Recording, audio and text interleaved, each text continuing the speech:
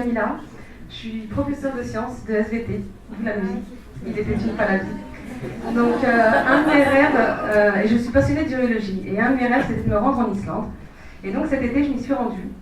Et pour une première immersion, j'ai fait une randonnée de 4 jours, au cœur de l'Islande, avec des paysages aussi beaux que ceux qui défilent derrière moi. Vous savez, les paysages qu'on voit dans les salles d'attente, et on se dit, un jour j'irai là-bas. Et ben, j'y étais. Et pour le coup, c'était juste magnifique.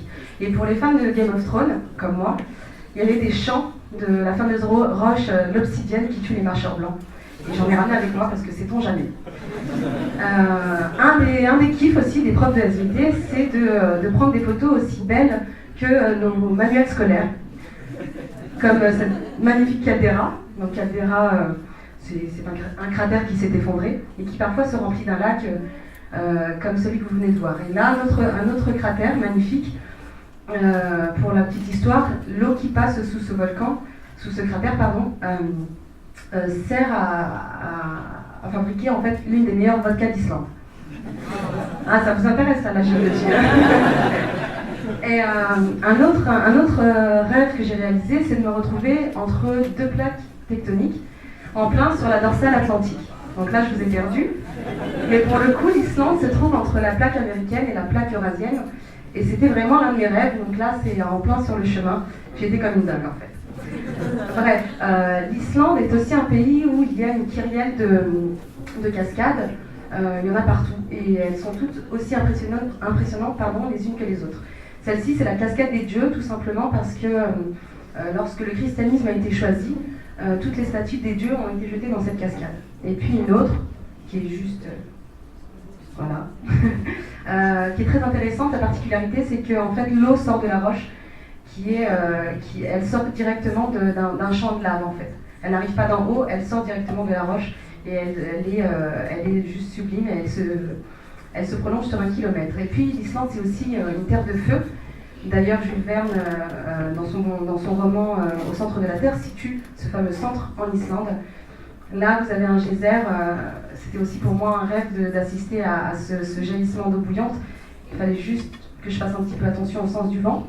Vous avez également en fait un phénomène assez particulier, les marmites de boue bleue, je ne sais pas s'il y en a qui regardaient les Schtroumpfs, qui rappellent un peu la Salse pareil.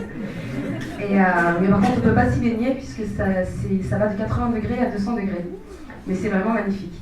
Et bien sûr, les fameux bains chauds d'Islande, où vous pouvez vous prélasser après des heures de marche. Il y en a partout, aussi bien des piscines géothermales que des bains, il y en a partout, tout le temps.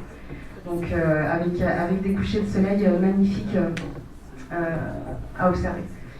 Mais l'Islande, c'est également une terre de glace.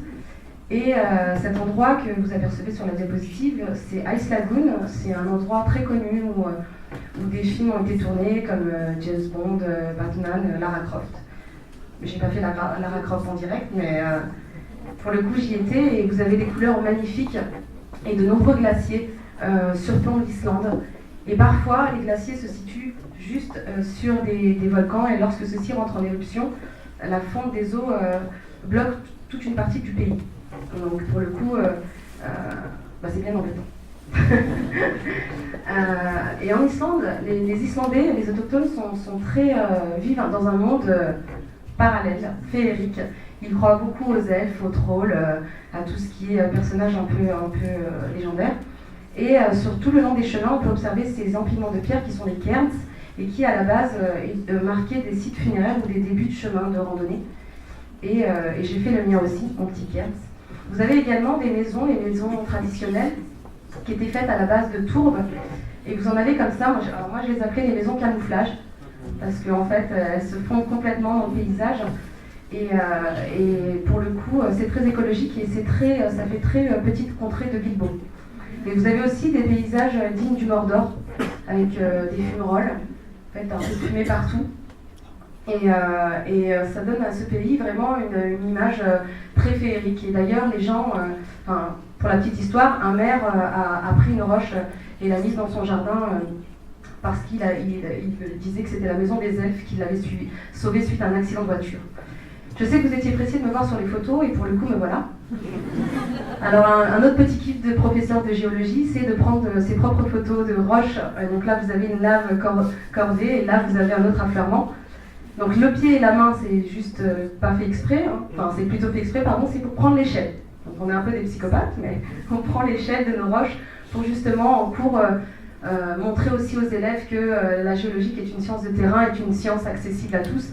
Il y en a sûrement parmi vous qui n'aimez pas cette matière-là, mais pour le coup, que vous soyez professeur de géologie ou pas, que vous soyez passionné ou pas, je vous conseille vivement d'y aller en Islande. Les paysages sont juste immenses, grandioses, et vous reviendrez avec de très très belles images plein la tête.